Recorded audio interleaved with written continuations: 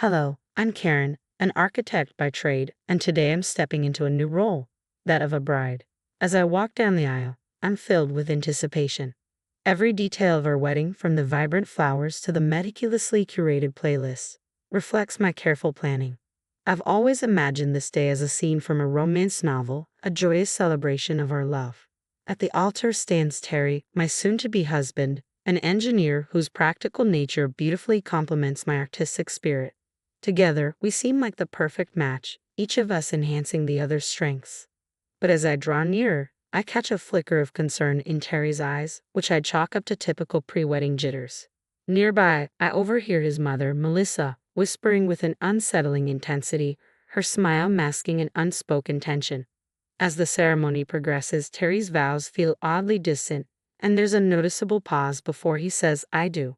During the ring exchange, Melissa makes a point of snapping photos, her tone more cautious than celebratory. At the reception, she offers subtly critical compliments about my dress, praising its beauty while hinting at its unconventional style, as if to say we're celebrating love in a way that's not quite right. I try to brush off Melissa's veil of criticisms, but before the situation can escalate, Terry intervenes, asking his mother for a moment alone with me. His tone feels more resigned and supportive, adding an unexpected weight to what should be a joyful day. As I look around for reassurance, I can't shake the sense that something is off. The tension is palpable, and the warning signs are impossible to ignore. As we step onto the dance floor for our first dance, the physical space between us reflects an emotional gulf. Though we move in sync, we feel worlds apart. The song meant to symbolize our union now seems bitterly ironic. As the last notes fade, Terry's attempt at comfort only deepens the chasm between us. "So, Mrs. Karen, ready for forever?" he asks, the irony hanging heavy in the air. I want to voice my uncertainties, to question if our future will always be clouded by today's discomfort. Instead, I hide my doubts behind a tentative smile, clinging to the hope that the dark clouds will eventually clear, that this rocky beginning isn't a glimpse into our future. Little did I know, this day was just the prelude to a challenging period that would test not only the resilience of our marriage but also my own identity. As we raise our glasses in a toast to our union, the celebratory words ring hollow, overshadowed by an unsettling sense of loss. The journey back to my charming three-bedroom house, a symbol of my hard-won independence, should have marked the beginning of our shared life. Instead, it quickly turned into a battleground of conflicts that felt more like intrusions than the start of marital harmony. Melissa, living just a stone's throw away, began to drop by unannounced with alarming frequency. Her criticisms were relentless, targeting everything from my cooking to our home decor. Whether she was disparaging my culinary skills or critiquing the bathroom tiles, her remarks were consistently harsh. Terry's attempts to mediate felt weak, more performative than protective. The turning point came one afternoon when Melissa arrived with suitcases in hand, her intentions unmistakable. "I'll be staying here now," she declared, breezing past me to claim my favorite cozy corner by the window, my sanctuary for quiet reflection. "This spot will suit me just fine," she announced, leaving no room for debate. Watching her settle in, my heart sank. I caught Terry's eye, silently pleading for him to defend the sanctity of our home. In a moment that called for unity, I pulled him aside, my voice trembling with emotion. "This is our home, Terry. Shouldn't we have talked about this together?" His expression was distant, lacking the warmth that once comforted me. "Mom's getting older, Karen. It's not fair for her to be alone. She needs to be with family," he explained, emphasizing family in a way that made me feel more like an outsider than a partner. "So I'm not family, is that it?" The words tumbled out, heavy with hurt, as tears threatened to spill. Terry responded quickly, impatience creeping into his tone. "You know that's not what I mean, Karen. But I owe it to her." "What about what we owe each other? Aren't we supposed to be building our life together, not reshaping it to accommodate your mom as a permanent third wheel?" I argued, feeling as though my words were merely bouncing off him. My concerns and feelings seemed to vanish into thin air, and just like that, the decision was made. Melissa's presence in our home was a done deal. My objections were overridden, and with her in the house, the atmosphere shifted dramatically. Every space that once held our shared dreams now felt heavy with tension and disagreement. My cherished reading nook was overtaken by her belongings, while the kitchen transformed into a battleground marked by her relentless critiques. The man I married, Terry, now seemed more aligned with Melissa than with me. It dawned on me that this battle wasn't just about my marriage or my personal space. It was about my identity, my dignity, and my peace. How did we get here? How have my desires, my space, and my voice become secondary to Melissa's preferences? The transformation was stark. My beloved Nuke became a symbol of her encroachment, the kitchen a venue for her endless criticism, and my husband felt like a stranger, siding with what seemed to be an adversary. This was only the beginning. A life already filled with challenges spiraled into a relentless nightmare. The oppressive atmosphere in our home mirrored the diminishing of my own voice and space. Amidst this mounting tension, a discovery brought everything into sharp focus. The unmistakable sight of 2 lines on a pregnancy test. It signaled the start of a new life, yet in the chaos, the news should have been a joyous revelation. Instead, the heavy air around me felt suffocating. As I held the test, my hands trembled with a mix of excitement and dread. This milestone, which I had always envisioned as one of the happiest moments of my life, now felt like an overwhelming burden. Alone in the bathroom, tears welled up as I confronted my reflection. The reality hit hard. The stakes were now much higher. When I finally shared the news with Terry, his reaction was underwhelming. "Well, that's something," he muttered, quickly shifting the conversation to some renovation idea his mother had proposed. Melissa didn't see my pregnancy as exciting news. She viewed it as her new project. She took it upon herself to manage every aspect, from my diet to the birthing plan, all under the guise of being helpful. Her interference soon became oppressive. She scrutinized every bite I took, casting judgmental glances at even the simplest meals and questioning my weight management. Despite my assurances that everything was doctor-approved, she would scoff, convinced her old-school methods were superior to modern medical advice. As my pregnancy advanced, Melissa's control over my life grew even more intrusive. She expected me to maintain our home to her strict standards, regardless of my physical state. "Karen, why isn't the living room clean yet?" she demanded, comfortably ensconced in my reading nook, now her base for endless phone scrolling and TV watching. My pleas for rest were dismissed. She saw my pregnancy as no excuse for laziness. Terry's silence during these interactions only deepened the tension, his lack of support becoming painfully evident. It all came to a head during a dinner that escalated into a heated argument over baby names. When Melissa sharply criticized the name I had chosen, it was the final straw. "Enough, Melissa. This is my child, and I will decide how to name them," I asserted, my patience finally snapping. Her response was one of sheer indignation, as if my desire to control my own life was a direct affront to her. Terry's feeble attempts at mediation often sided with his mother, dismissing me as overly emotional. This only widened the rift between us, underscoring the stark reality.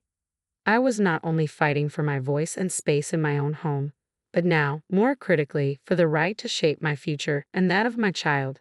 Amid all the chaos, the revelation that I was pregnant deepened the already suffocating atmosphere of our household. As I held the pregnancy test, my hands trembled with a mix of anticipation and dread. I had always imagined that discovering I was pregnant would be one of the most joyful moments of my life, filled with excitement and celebration. Instead, as I stood alone in the bathroom, tears welling in my eyes, this milestone felt like an overwhelming burden. When I finally shared the news with Terry, his reaction was disappointingly subdued. "Well, that's something," he muttered, quickly shifting the subject to a renovation idea his mother had proposed. It was clear that Melissa viewed my pregnancy not just as news but as her new project. She took it upon herself to oversee every aspect, from my diet to the birthing plan, all under the guise of being helpful. Melissa's interference soon morphed into outright control. She monitored every bite I took, casting judgmental glances at even the simplest meals and questioning my weight management. Despite my assurances that my diet was doctor-approved, she would scoff, convinced that her outdated knowledge was superior to modern medical advice. As my pregnancy progressed, Melissa's demands grew increasingly unreasonable. She expected me to maintain the house to her exacting standards, regardless of my condition. "Karen, why isn't the living room clean yet?" she would demand from her new command post in my once peaceful reading nook, which she had turned into her base for endless phone scrolling and TV watching. My pleas for rest were dismissed. She regarded pregnancy as no excuse for laziness. Terry's silence during these interactions only intensified the tension, his lack of support glaringly obvious. This became painfully clear during a dinner that spiraled into an argument over baby names. When Melissa harshly critiqued the name I had chosen, it was the final straw. Enough, Melissa. This is my child, and I will decide how to name them, I declared, my patience completely eroded. Her reaction was one of sheer indignation, as if my desire to make decisions about my own life was a direct affront to her. Terry's feeble attempts at mediation often sided with his mother, dismissing me as overly emotional and deepening the rift between us. I felt more isolated than ever, trapped in a home that had transformed into a battleground where my voice felt increasingly insignificant. It was no longer just about selecting a baby name. It was about reclaiming my autonomy, my dignity, and the sense of belonging that had been steadily undermined by Melissa's domineering presence. As I stared at the reflection of my once gleaming wedding ring, I realized just how far I had drifted from the woman I used to be. I barely recognized the woman staring back at me, a woman who was slowly losing everything she held dear, her sanctuary, her self-respect, and most painfully, her resolve to stand up for herself. During one of our tense confrontations, Melissa, filled with a vindictive sense of triumph, delivered a blow that shifted everything. She insinuated that perhaps I didn't belong in their family if I couldn't handle a simple disagreement. The most excruciating part was Terry's silence. His lack of response felt deafening, reinforcing the harsh reality that this struggle had been my life for far too long. Days blurred together as I moved through a house that felt increasingly foreign, clinging to the only glimmer of hope I had left, the life growing inside me. Yet even this small comfort felt under siege in the toxic atmosphere that surrounded us. The tipping point came on a cold evening during yet another fraught family dinner. Despite my best efforts to prepare a flawless meal, Melissa's criticisms were relentless, attacking everything from the seasoning to the execution. Each harsh word struck like a physical blow, slowly eroding my already fragile confidence. But it was her next taunt, questioning my capability as a mother based on my supposed failure to manage household chores, that cut the deepest. Terry's quiet acceptance of her words became the final straw. Fueled by a potent mix of pent-up resentment and sheer desperation, I found my voice. Step it up. I've been carrying our child, managing our home, and enduring endless criticism from your mother. And you're telling me to step it up? The shock on their faces was palpable, but I was past caring. For too long, I had allowed myself to be diminished and demeaned. In that moment, I reclaimed my voice. I'm done. I can't do this anymore. The clarity of my decision sliced through years of suppressed feelings like a beacon of light. It was a declaration of my refusal to endure any further disrespect or emotional torment. I was ready to fight for myself, for my child, and for a future free from the shadows that had darkened my life. My voice trembled with emotion, yet I remained resolute. I refused to raise my child in an environment where their mother is constantly undermined. If this is your idea of family, count me out. My words rang with finality as I rose from the dinner table, leaving their stunned silence behind. Gathering only the essentials, I made my way to the door, my hands trembling as I reached for the handle, eager to escape the oppressive atmosphere. Melissa, ever the provocateur, seized the moment to deliver her most cutting remark yet. And where do you think you're going? This is Terry's house, not yours. Pausing, I turned to face her, my resolve strengthening. This house is mine. I bought it. I decide who stays and who goes. Terry's voice broke through, laced with desperation. Karen, please, let's talk about this. But I was beyond negotiation. There's nothing left to discuss. I replied, my tears reflecting the agony of my decision. Stepping out into the cold night felt like the start of a new chapter, one filled with uncertainty but also tinged with a profound sense of liberation. The closing door behind me marked the end of a tumultuous saga, a final farewell to a life I could no longer endure. With each step, a mix of pain and determination coursed through me, fueled by an urgent need to reclaim my autonomy. The journey to my parents' home was a blur of cold exhaustion and heart-ache. Just moments from the sanctuary of my childhood, I stumbled and fell to the ground. The physical pain was a mere echo of my inner turmoil. Yet rather than deterring me, this fall only strengthened my resolve. Arriving at my parents' doorstep, the concern on their faces mirrored the gravity of my situation. As they rushed me to the hospital, I realized that this moment of vulnerability marked not just an end, but also a new beginning. Lying in the hospital bed, coming to terms with my reality, I understood that returning to my former life was no longer an option. This breaking point was a crucial step toward reclaiming the life and dignity that had been stripped away from me, a painful yet necessary transition toward healing and independence. The clarity that comes with pivotal moments was profound, illuminating the path forward from the shadows of my troubled past to a future I would shape myself. Amidst a whirlwind of emotions, I stood surrounded by the comforting yet anxious presence of my parents. Their silent worries spoke volumes about their fears regarding the true state of my marriage, now starkly revealed in its troubled depths.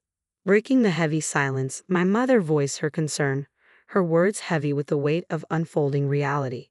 "Karen, dear, what's your plan now?" "Unsure yet resolute," I replied. "I'm not sure, Mom, but one thing's for sure. I can't go back to that life. Not now, not ever." My declaration rang with newfound determination. My father, who had been pacing anxiously, paused to offer reassurance. He emphasized their unwavering support, regardless of my decision, and urged me to consider not just my future, but also the child growing inside me.